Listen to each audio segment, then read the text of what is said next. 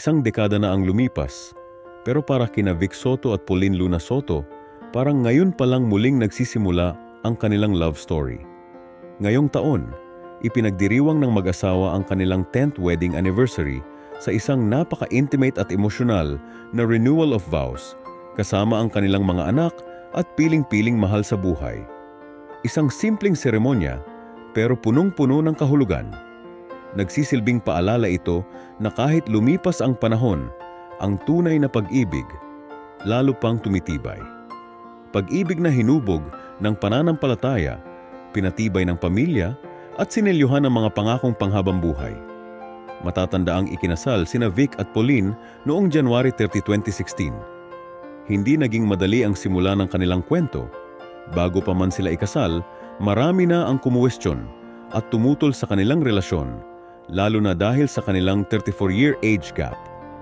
Pero sa halip na patulan ang mga puna, pinili nilang patunayan ang kanilang pagmamahalan sa katahimikan at sa respeto sa bawat isa.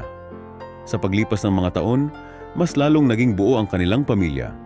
Ngayon, sila ay biniyayaan ng dalawang munting anghel, sina Tali at Mochi, na siyang nagsisilbing pinakamagandang bunga ng kanilang pagmamahalan. 10 taon na ang nakalipas at marami pang darating.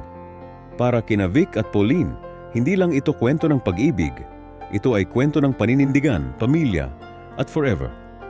10 years down, forever to go para sa isa sa pinakahinahangaang couples sa mundo ng showbiz.